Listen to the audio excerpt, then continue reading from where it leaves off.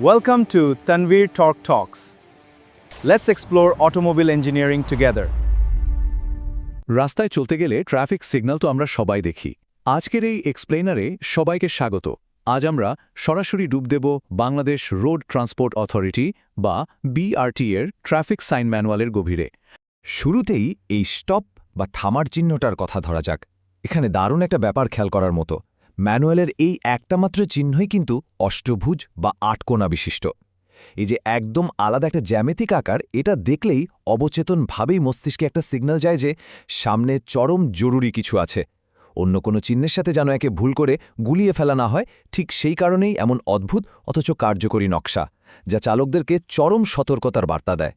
রাস্তার এই নিয়মকানুনের ব্যাকরণটা পুরোপুরি বুঝতে আজকের এই আলোচনায় আমরা পর্যায়ক্রমে 4টি মূল থিম নিয়ে কথা বলবো। প্রথমে থাকছে সর্বজনীন আকার ও রং, এরপর বিভিন্ন ধরনের যানবাহনের নিয়ন্ত্রণ, তৃতীয়তে মাত্রা ও ওজনের সীমাবদ্ধতা এবং সবশেষে পার্কিং ও ওভারটেকিং সংক্রান্ত বিধিনিষেধ। চলুন প্রথম পর্ব দিয়ে শুরু করা যাক। Section 1, universal shapes and colours. এখানে আমরা দেখব কিভাবে একদম সাধারণ জ্যামিতি আর কড়া সব রং ব্যবহার করে রাস্তায় অলঙ্ঘনীয় কিছু নিয়ম তৈরি করা হয়। যেমন ধরুন এই নো এন্ট্রি বা প্রবেশ নিষেধ চিহ্নের কথায় আসি। টকটকে লাল একটা বৃত্ত আর ঠিক মাঝখানে জুলজলে একটা সাদা দাগ। লাল রংটা এখানে আক্ষরিক অর্থেই একটা বিশাল দেয়াল বা বিপদের প্রতীক হিসেবে কাজ করে। পৃথিবীর যে কোনো প্রান্তের মানুষ এই একটা চিহ্ন দেখলেই কিন্তু বুঝে যায় যে সামনে এগুনো একদম বারণ। এরপর চলে যাচ্ছি দ্বিতীয় বিভাগে, section 2, regulating diverse traffic types. আমাদের রাস্তায় যে কি পরিমাণ বিচিত্র সব যানবাহন চলে তা তো আমরা সবাই জানি। এই বিশাল ইকোসিস্টেমকে সুশৃঙ্খল রাখতে এই ভিজুয়াল নিয়মগুলো কিভাবে খাপ খাইয়ে নেয় সেটাই এখন দেখার বিষয়। এখানে একটু ভিজুয়াল পার্থক্যটা খেয়াল করি আমরা।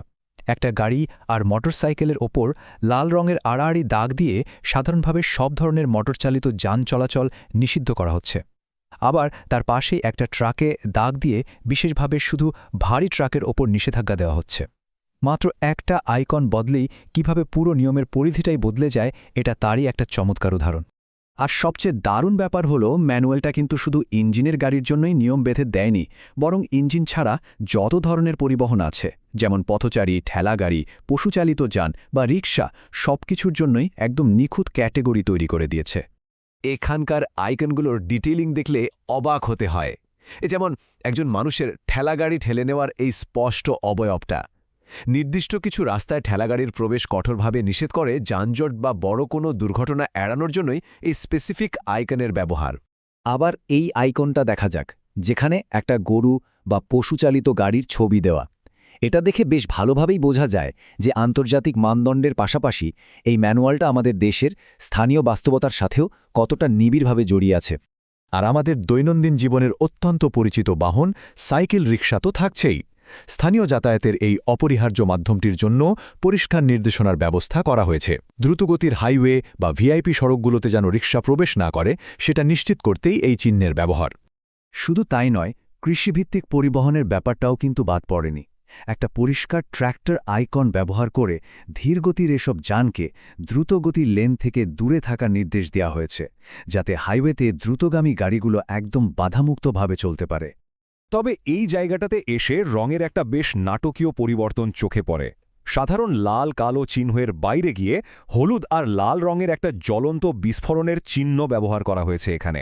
যেসব যানবাহন বিস্ফোরক বহন করে তাদের প্রবেশ সম্পূর্ণ নিষিদ্ধ করতেই এই নকশা। এই হলুদ রঙটা যেন আক্ষরিক অর্থেই চোখের সামনে চরম বিপদের সতর্কবার্তা দিচ্ছে। যানবাহনের ধরন তো অনেক হলো, এবার চলুন চলে যায় সেকশন 3, ডাইমেনশন অ্যান্ড ওয়েট লিমিটেশনসে। এই পর্বে আমরা আলোচনা করব কিভাবে এই ভিজুয়াল গ্রামারগুলো আমাদের সড়কের ভৌত কাঠামোকে বা ইনফ্রাস্ট্রাকচারকে আক্ষরিক অর্থে ভেঙে পড়ার হাত থেকে বাঁচায়। আচ্ছা, 4.4 মিটার, এই নির্দিষ্ট সংখ্যাটার কথা একবার ভাবা যাক। এটা কিভাবে রাস্তার একটা অলঙ্ঘনীয় নিয়মে পরিণত হতে পারে? খুব সহজ। যখন এই সংখ্যাটিকে একটা লাল বৃত্তের ভেতর উপর নিচ নির্দেশ করা দুটো কালো তীরের ঠিক মাঝখানে বসানো হয়, তখন সেটা আর নিছক কোনো সংখ্যা থাকে না, এটা তাৎক্ষণিকভাবে একটা কঠোর উচ্চতার সীমায় পরিণত হয়। ওভারপাস বা ব্রিজের সাথে উঁচু ট্রাকের ভয়ঙ্কর কোনো সংঘর্ষ এড়াতেই এই ব্রিলিয়ান্ট ভিজুয়াল ডিজাইনটার ব্যবহার। একইভাবে 17 টনের মতো একটা বিশাল ওজনের সীমাও চালকদের চোখের সামনে ভেসে ওঠা মাত্রই 1 সেকেন্ডের ভগ্নাংশের মধ্যেই মস্তিষ্ককে প্রসেস করতে হয়। আর ম্যানুয়ালটি এই কাজটাই করে খুব সহজে। একটা সাধারণ লাল বৃত্তের ঠিক মাঝখানে বোল্ড করে 17টি বা 17 টন লিখে দিয়ে সর্বোচ্চ মোট ওজনের বা ম্যাক্সিমাম গ্রস ওয়েটের একটা লিমিট সেট করে দেওয়া হয়। একটা দুর্বল সেতু যেন অতিরিক্ত ভারে ভেঙে না পড়ে, তার জন্য এর চেয়ে দারুণ আর কি উপায় হতে পারে? তবে মোট ওজনের সাথে চাকার অক্ষ বা অ্যাক্সেলের ওজনকে আলাদা করে বোঝানোর জন্য একটা চমৎকার ট্রিক আছে। ওজনের পরিমাণের ঠিক নিচেই গাড়ির অ্যাক্সেলের একটা আইকন জুড়ে দেওয়া হয়েছে। এটা একদম স্পষ্ট করে বুঝিয়ে দেয় যে রাস্তায় কোনো নির্দিষ্ট চাকার ওপর সর্বোচ্চ ঠিক কতটা চাপ প্রয়োগ করা নিরাপদ। আমরা চলে এসেছি আমাদের একদম শেষ পর্বে, section 4, parking and overtaking restrictions. এখানে রাস্তার আচরণগত নিয়মগুলো নিয়ে আমরা কথা বলবো, যেখানে ব্যাকগ্রাউন্ডের রংটা হঠাৎ করেই বদলে গিয়ে একেবারেই ভিন্ন একটা স্পেসিফিক অর্থ তৈরি করে। রাস্তায় চলতে গিয়ে এই নিয়মগুলো নিয়ে কিন্তু অনেকেরই বেশ কনফিউশন হয়, কিন্তু এর ভিজুয়াল সমীকরণটা আসলে পানির মতো সোজা।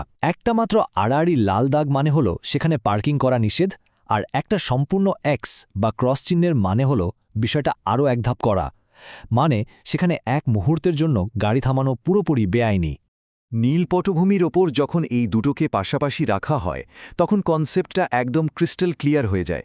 একদিকে পার্কিংয়ে নিষেধাজ্ঞা, অন্যদিকে কড়া নির্দেশ, কোনোভাবেই থামা চলবে না, সব সময়ের জন্য ট্রাফিক সচল রাখতে হবে। ওভারটেকিং নিষেধ করার এই সর্বশেষ চিহ্নটার দিকে তাকালে মনের মধ্যে দারুণ একটা কৌতূহল জাগে। এই সাধারণ কিছু জ্যামিতিক আকার আর রং কিভাবে প্রতিদিন লাখ লাখ মানুষের চলাচলকে এমন অদৃশ্য সুতোয় বেঁধে পরিচালনা করে?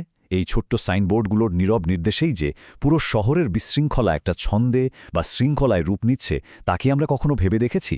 আজকের এই এক্সপ্লেনারটি এখানেই শেষ হচ্ছে, তবে পরের বার রাস্তায় বেরোলে এই চিহ্নগুলো আমাদের নতুন কী গল্প বলবে সে প্রশ্ন কিন্তু থেকেই যায়।